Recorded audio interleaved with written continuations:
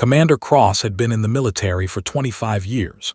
He had seen conflicts, disasters, and dangerous situations, but nothing had prepared him for what was happening on this day. The observation deck of the Intrepid was cold and quiet as he stood with his hands gripping the metal rail. Outside the viewport, Earth hung like a blue jewel, peaceful and unsuspecting. Then he saw it. The ship came from the darkness of space like a ghost made of crystal. It was huge, much bigger than anything humans had ever built. The vessel gleamed with a pale, strange light that hurt to look at for too long. Its shape was nothing like human ships. There were no straight lines, no harsh angles. Instead, the entire structure curved and twisted in ways that seemed impossible. The ship was beautiful in a terrible way, the way a storm or a wild animal is beautiful. Behind, Lisa worked at her communications console. She was good at her job, careful and smart. Her fingers moved over the keyboard as she tried to understand what was happening. The ship had appeared without warning. One moment, the sensors showed empty space. The next moment, this massive alien vessel was moving toward Earth. "Commander," Lisa said. Her voice was steady but could hear the fear underneath it. "We are getting a signal from the unknown ship. They are asking us to identify ourselves." Turned away from the viewport, he looked at Lisa, then at the other officers on the bridge. There was fear in their faces, but there was also something else. There was determination. These were people who had trained their whole lives for moments like this, had trained them himself. "Open a communication channel," said. His voice was calm. "Be ready to record everything they say." Lisa's fingers moved quickly. The bridge filled with a low humming sound as the communication system came to life. Took a breath and spoke into the microphone that Lisa handed him. "This is Commander Cross of Earth's Defense Fleet. We welcome peaceful contact with your vessel. Please identify yourself and tell us the purpose of your arrival." For a moment there was only silence. His heart beat loudly in his chest. He could hear the sound of other officers breathing, the quiet beeping of monitors. Everyone on the bridge was waiting, watching, holding their breath. Then the response came. The voice was not human. It was sharp and clear, but with strange sounds underneath it, like wind cutting through metal. The translator converted it into English, but something about the translation made skin feel cold. "Humans, your species is in our database. You are primitive and fragile. You are barely past the age of using fire as your main tool. And we have come from far away. We have come to claim this world for the Galactic Coalition. You have one cycle of your planet around your star to surrender all power and control. If you refuse, we will take what we want by force." The bridge went completely silent, could feel every pair of eyes on him. He knew what they were all thinking. 1 year to surrender Earth. 1 year to give up everything humanity had built. But did not believe in surrender. He had never believed in it. "This is Commander Cross," said into the microphone. "We will not surrender Earth. We are humans and we do not abandon our home. If you want this world, you will have to take it from us. And I warn you, you will find that to be much harder than you think." The response from came quickly. This time, the translator picked up something that sounded like laughter, but it was not a kind sound. It was the laughter of someone who was certain they had already won. "You amuse us, human. Your confidence is foolish, but we respect courage even when it is stupid. We accept your challenge. Prepare your weapons. We will destroy you and take your planet. This will be easy." The communication channel went dark. Handed the microphone back to Lisa. He turned to look at the alien ship one more time. It hung in space above Earth, massive and impossible. He thought about the billions of people down on the planet. He thought about his sister in California, his nephew in New York, all the people he had never met but who depended on him to make the right choices. Captain Jordan stood up from his station, was second officer, a man who had served with for 15 years. They had been through difficult times together, had a calm face and smart eyes. "Commander, what are your orders?" asked. Looked at him, then he looked at Lisa, then at the other officers on the bridge. He knew what he had to do. Full alert status, said. All fleet personnel to battle stations. Contact all military bases on Earth. Tell them to prepare for war. And I want our best people in a meeting room in 10 minutes. We need to figure out how to fight an enemy that is bigger and stronger than us. Nodded and immediately began sending out orders. The bridge came alive with activity. Officers moved quickly, speaking into headsets, checking weapons systems, preparing the ship for battle. Lisa looked up from her console. Commander, they are much larger than our biggest warship. Their weapons are more advanced. Our computer estimates say we have maybe a 20% chance of defeating them. Looked at her. 20% is better than 0, and they have made a mistake. Do you know what it is? What mistake? Lisa asked. They think we are just machines that kill. They think we only have weapons to fight with. They are wrong. Humans have something they do not have. We are adaptable. We solve problems. We do not give up. And most important, we will do anything to protect our home and our people. That is the mistake they made. They do not understand what humans will do when we have our backs against the wall. Outside the viewport, the ship moved slowly toward Earth. It was the most powerful military vessel in the galaxy. It had destroyed worlds. It had conquered species. They were certain of victory. But they did not know humans. They did not know what humans were capable of when they were fighting for their survival. And soon, they would learn that lesson in a way they would never forget. The war room under Earth's main military headquarters was buried deep underground. It was protected by layers of metal and concrete and special materials that could stop most weapons. The room was filled with screens showing information from all around the world. Maps of Earth, data about the ship, information about human military forces. Everything was organized and ready. Commander Cross stood at the head of a long metal table. Around him sat the most important military leaders on Earth. General Hammond was the head of all Earth's defense forces. She was a tall woman with gray hair and a hard face. She had commanded thousands of soldiers and made decisions that affected millions of lives. Next to her sat Commander Blake, who controlled all secret military operations. Was younger than, but her eyes showed that she had seen things that most people never see. Also in the room was Dr. Hayes, a scientist who studied alien life. He was nervous, moving his hands a lot as he spoke. He knew more about them than any human alive, but all his knowledge came from radio signals and old data. He had never actually met one. And there was Commander Henry Park, who controlled all human ships in space. He was a serious man who did not waste words. The ship is 5 times larger than our largest military vessel, said. She pointed at the holographic image showing both ships. The ship was like a mountain floating in space. The human ship looked like a toy next to it. Their weapons are more powerful. Their shields are thicker. Their computers are faster and smarter. If we fight them in a direct battle, we will lose. Then we do not fight them directly, said.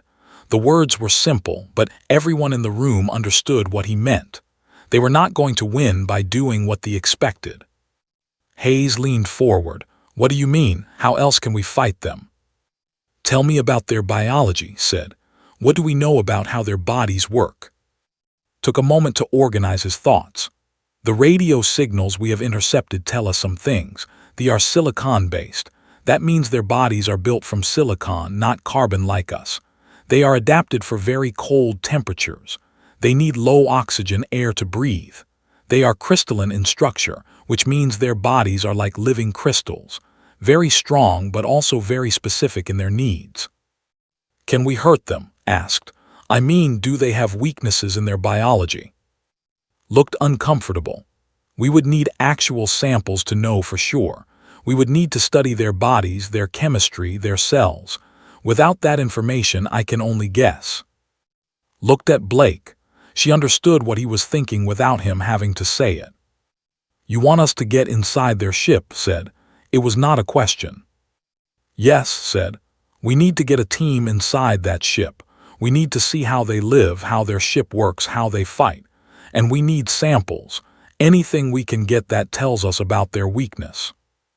"That is suicide," Commander Park said. He was not being mean, he was just stating facts. "They will never allow humans on their ship, and if they do, they will kill us." "Not if they think we are surrendering," said. He was beginning to see how this could work. "They are confident, they believe they have already won. They are proud. If we approach them with a small transport ship, waving a flag of surrender, asking to negotiate, they might let us come aboard. They will want to look at us, understand us. They will want to feel powerful. And they will destroy us," Park said again. "Maybe," said, "but someone has to go. Someone smart, someone brave, someone who can understand what they are seeing and get that information back to us. If we do nothing, they will destroy Earth anyway. At least this way, we have a chance." Blake was already thinking about which team member she would send. Had done dangerous missions before. She had fought in secret wars, saved hostages, and escaped from enemy territory. She was good at staying alive in situations where staying alive seemed impossible. "I will go," said. "I will lead the team." "We will need an engineer," said. "Someone who can look at their ship systems and understand them."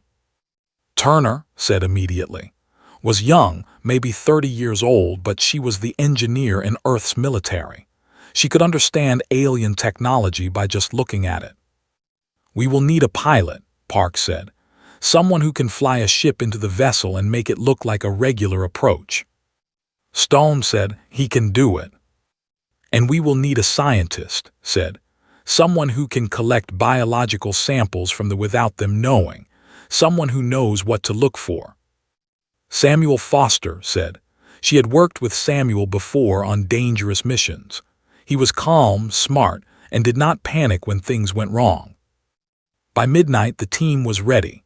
Blake, Stone, Turner, and Dr. Samuel Foster prepared a small transport ship. They dressed in clothes that looked like surrender clothes, not military uniforms. They loaded the ship with equipment hidden in places they would not notice. Small devices for collecting samples, tiny cameras, data storage devices. "When you get back," told, "we will have a better chance of winning." "If we get back," said. She was not scared. She was just being honest about what might happen. The transport ship launched from Earth and began moving toward the vessel. Behind them, Earth waited. Billions of people who did not know how close they were to losing everything. Billions of people whose lives depended on these 4 people succeeding in a mission that seemed impossible. The ship grew larger as flew toward it. Through the viewport, they could see the alien vessel in detail. It was decorated with symbols and patterns that humans did not understand. There were weapons mounted on its hull, weapons so powerful they could destroy cities. A communication signal came from the ship. The translator converted the voice to English. "Small human vessel, you have been permitted to dock. Come, we wish to see what creatures are brave enough to surrender to us." Guided the ship into a docking bay of the vessel. The transport ship fit inside the alien bay like a small fish being swallowed by a whale. The doors closed behind them with a heavy sound. Looked at her team. "Remember, we are here to observe, collect information, and survive. Nothing more. When you see something important, memorize it. When you have a chance, collect samples. But always remember that if they discover what we are really doing, we will have to escape." The airlock opened. A tunnel of alien air connected their ship to the ship. The air was cold and smelled strange, like minerals and electricity. "Here we go," said. The 4 humans stepped into the ship. Behind them, the airlock closed. They had no way out unless they let them leave. But they were now inside the most advanced military ship in the galaxy, and they had a mission. They had to find the weakness that would save Earth.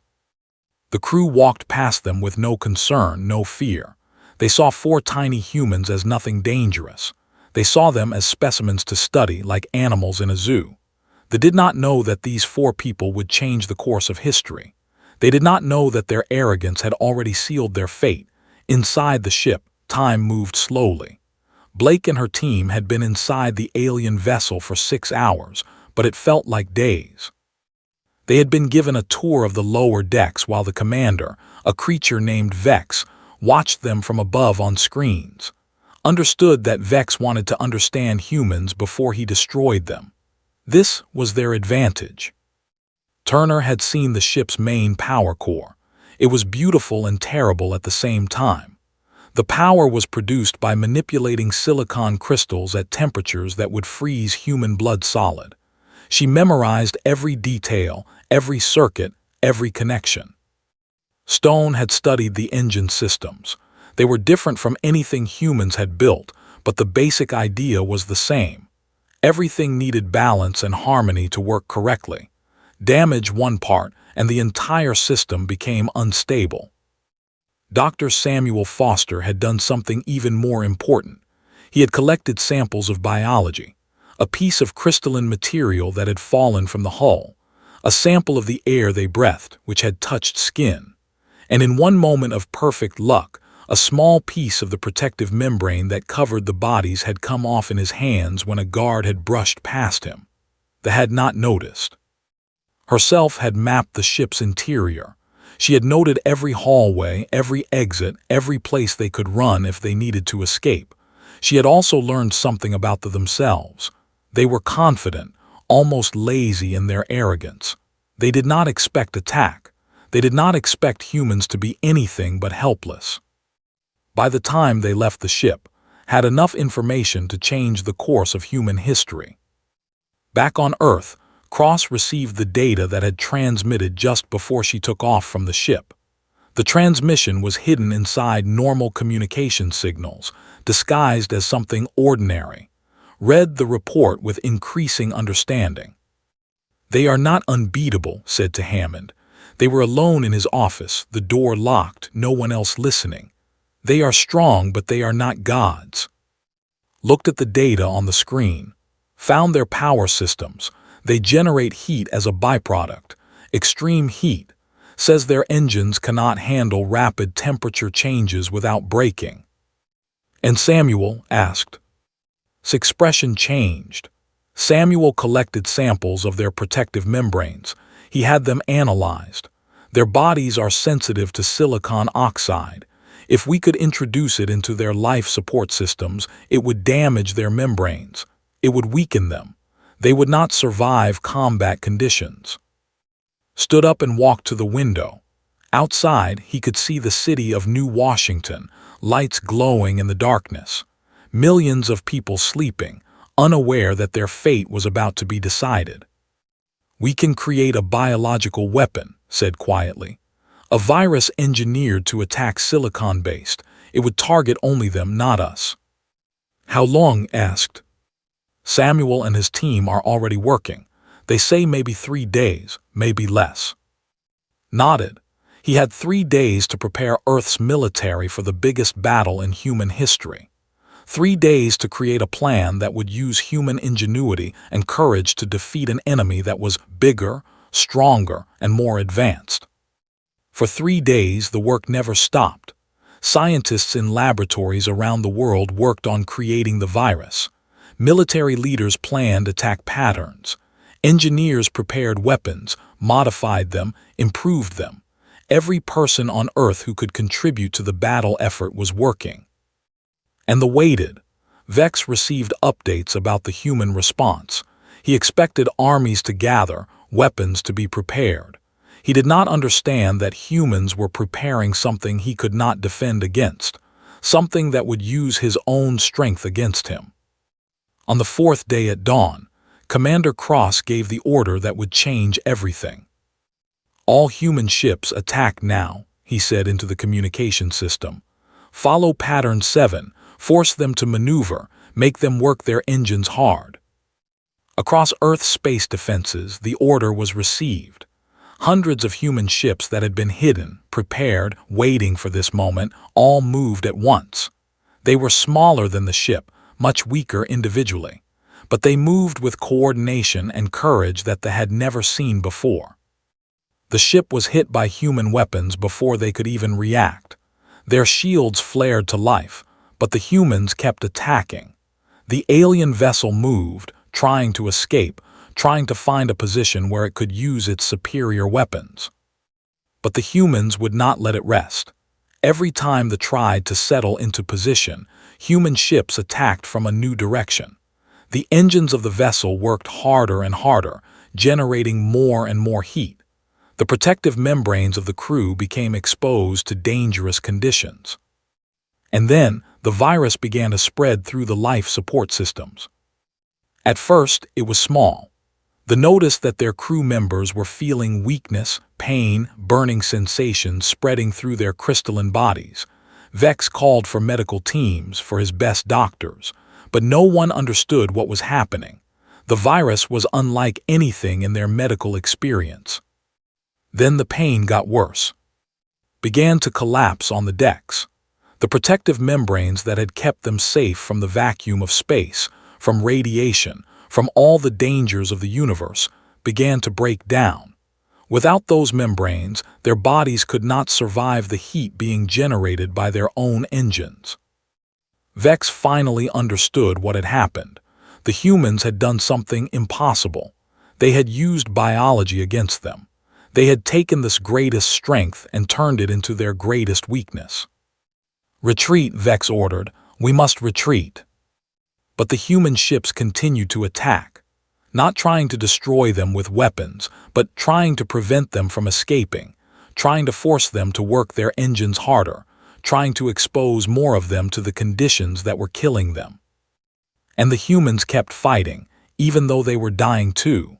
Ships exploded in bright flashes as weapons found their targets, but for every human ship that was destroyed, they grew weaker. The battle lasted for 8 hours. By the end, the ship was dead in space.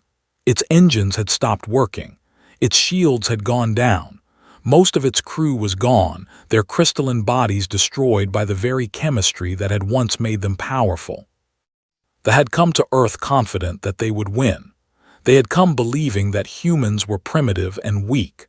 They had made the mistake of underestimating the most dangerous species in the galaxy. And now they were paying the price.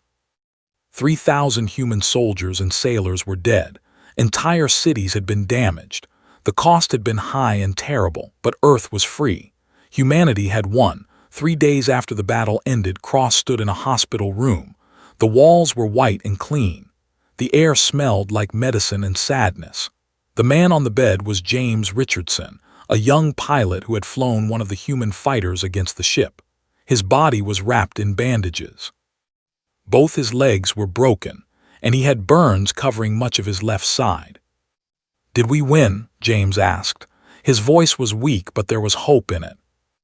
"Yes," said, "we won." James smiled, even though the pain from smiling made his face twist. "Good. That means all of this meant something." Left the hospital and went to another place.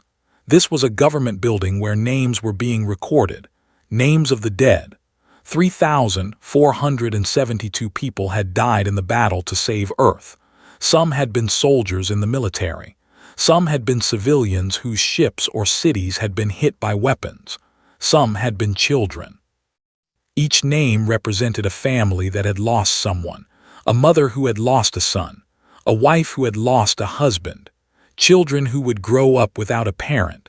The victory was real, but the cost was impossible to ignore. General Hammond found standing in front of a screen with names scrolling past, names of people who would never come home. "The council is meeting in 1 hour, said quietly. "They want to see you." The council was made up of leaders from every nation on Earth. They had all contributed to the war effort. They had all sent soldiers and ships and resources. Now they wanted to hear from the man who had planned the entire operation. They wanted to hear from Cross, the commander who had turned certain defeat into victory. In the meeting room, there was no celebration. Had expected there might be some sense of triumph, some relief that Earth had survived. Instead, the faces he saw were tired and sad. These were people carrying the weight of the decision to go to war, to send soldiers to possibly die, to ask their nations to sacrifice their sons and daughters. The leader of the council was an old woman named. She was from Asia, and she had led her people with wisdom and careful thinking for many years. She looked at with eyes that were both proud and broken. Commander Cross said, "You saved our world, we are grateful." "We saved it together," said, "but the price was high. We lost 3,000 people, entire families gone, cities damaged, children without parents. That is not something to celebrate."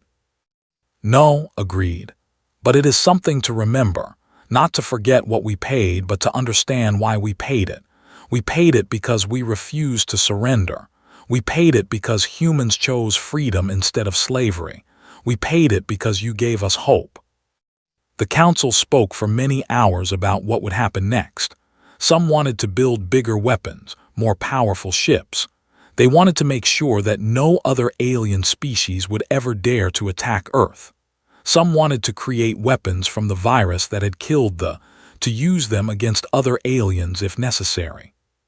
But had a different idea. "No," he said when they asked him what Earth should do next. "We should not build more weapons. We should not turn the virus into a tool of war. We should do something different." "What?" asked. "We should save them," said. "There are still survivors, about 200 of them. They are in the lower levels of their ship in a sealed section that was protected from the virus. They are barely alive. We could leave them there to die. We could destroy the ship and everyone on it. It would be clean, simple, and it would make sure they can never threaten us again." Looked confused. "You want to save our enemy?" "Yes," said. "I want to save them, not because they deserve it, not because they are good, but because we are human, and humans are better than this. Humans do not measure their strength by the number of people they kill. Humans measure their strength by the number of people they save." The council argued for a long time, but in the end they agreed. They trusted Cross because he had not failed them yet, and so the order was given. Rescue teams were sent to the ship. Medical supplies that might help the alien species were gathered.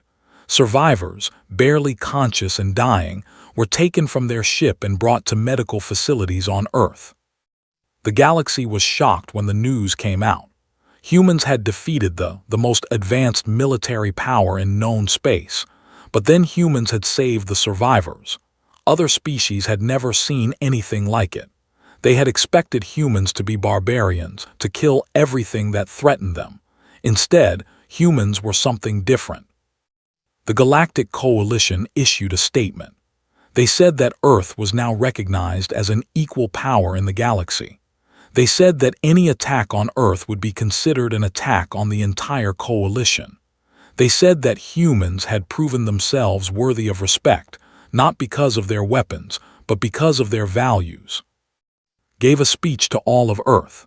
It was broadcast to every corner of the planet, and it was also sent out into space, so that every species that could receive radio signals would hear what he had to say. "We have won a battle," said. "We have defended our home, but in winning, we have learned something important. We learned that true strength is not about destroying your enemies. True strength is about having the courage to show mercy even when you have the power to destroy. True strength is about building something better than what came before." He paused, and in that pause, millions of people on Earth felt something change. They felt the weight of the victory, but they also felt something else. They felt hope. They felt like maybe humanity could be something great in this galaxy, not through weapons but through values. "I lost many friends in this battle," continued. "I lost men and women who will never see their families again. That pain will not go away. We will remember them. We will honor them. But we will also show the galaxy what they died for. We will show that humans are capable of great things. We will show that we can build peace instead of just winning wars. We will show that we deserve a place among the stars." In the hospitals, the surviving woke up. They did not understand why humans were saving them. Their leader, Vex, was confused and angry at first. But as the days passed and humans continued to care for him and his people, something changed. He began to understand what humans were really about. And in that understanding, the future of both species changed forever. 6 months after the battle, Cross sat in a meeting room on an orbital station. The station floated between Earth and the stars, a place where species from many worlds could meet and talk. The room was designed to be comfortable for many different types of life. There was a section kept very cold for and sections with regular Earth temperature and atmosphere for humans. Large windows looked out at the galaxy, at thousands of stars, each one possibly home to other species. Waited, the door opened and Vex entered the room. The commander had healed from his injuries. His crystalline body had been repaired by both human doctors and medical experts, but something inside him had changed. The confidence he once had, the arrogance that had made him believe humans were weak, was gone. What remained was something more valuable: understanding. "Commander Cross," Vex said. His voice was different now. The translator still converted his words to English, but they carried less anger and more respect. "Thank you for meeting with me." "Please sit," said. He gestured to who carefully settled into a specially designed chair. Bodies were crystalline and heavy, and sitting in normal human chairs would damage them. "I have been thinking about many things since you saved my people," Vex began. "I have had much time to think in the medical facility, and I have realized something that my entire life had failed to teach me. I did not understand humans.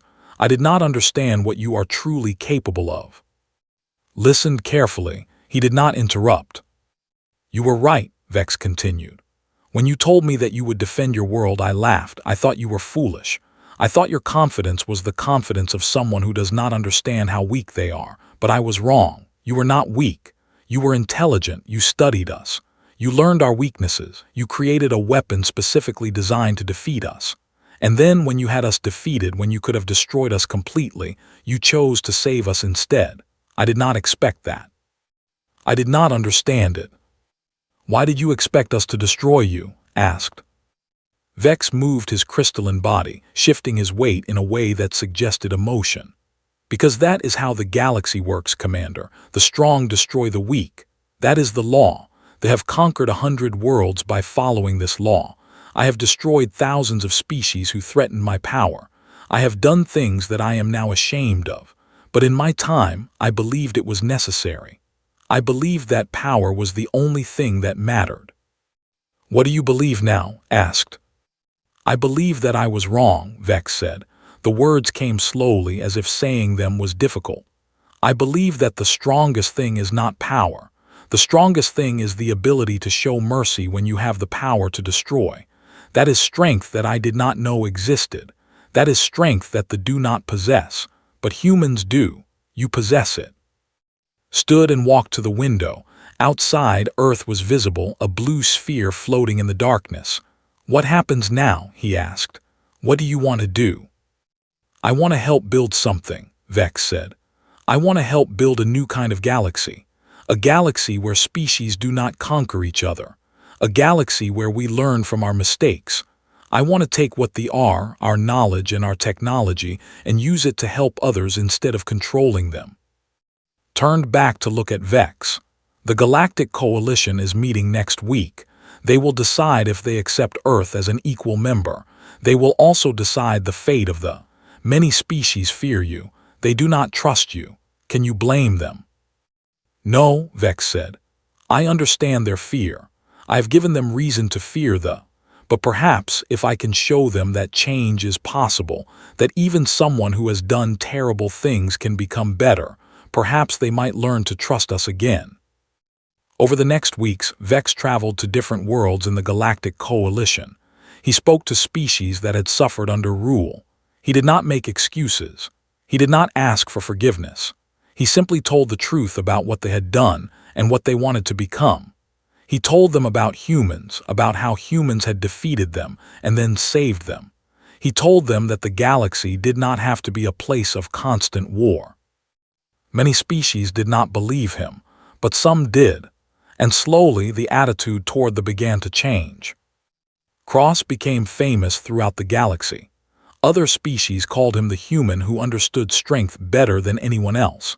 They asked him for advice about their own conflicts. He traveled to meetings and conferences where he spoke about cooperation instead of conquest. He spoke about how humans had learned to work together despite their differences, and how other species could do the same. Dr. Samuel Foster received the highest scientific honors that Earth could give him. His work on the biological virus had saved humanity, but instead of using that work to create more weapons, Samuel chose to share his discoveries with scientists from other species. He wanted to help them understand biology better, to help them improve their medicine. He believed that knowledge should be used to help life, not destroy it. Blake wrote a book about the mission inside the ship. She did not write it as a story of heroes and victory. She wrote it as a story of courage and choices. She wrote about the moment when she had to decide whether to kill a who had discovered her team or to find another way. She had chosen to find another way, using stealth and intelligence instead of violence. The book became famous. Young people across the galaxy read it and understood that there was always a choice between violence and wisdom. Stone continued flying ships, but now he flew them on peaceful missions. He flew ships that carried scientists and teachers to worlds that had never had contact with other species. He flew ships that carried medical supplies and help to planets that had been damaged by war. Turner designed new technologies that both humans and could use together. She created ships that used the best ideas from both species. She proved that when different species worked together, they could create something better than either could create alone. 3 years after the battle, Cross stood again on the observation deck of the Intrepid. But this time, he was not looking at an enemy vessel. He was looking at a ship, one of their finest military vessels. But it was not a weapon anymore. It was a research ship, designed to explore space peacefully and to gather knowledge about the universe. Lisa was now the captain of her own ship. She had named it the Pathfinder, and her mission was to go to worlds that had never made contact with other species, and to greet them with peace instead of weapons. Many of those species had heard about humans from other aliens. They had heard about the species that had defeated and then saved them. They had heard about Commander Cross and his choice to show mercy instead of revenge. When humans arrived on those worlds, they found that other species were ready to accept them, ready to learn from them, ready to believe that a new kind of galaxy was possible. Young people in schools across the galaxy learned about the battle where humans defeated but they learned about it differently than human children had learned about wars in the past. They learned that the greatest victory was not the one won with weapons, but the one won by choosing mercy. They learned that Commander Cross had proven that strength and compassion could exist together. Sometimes thought about what might have happened if he had made different choices, if he had allowed the ship to be destroyed with everyone on it, if he had used the virus to create weapons of mass destruction, if humanity had become just another species that conquered and destroyed. Instead, humans had become something different.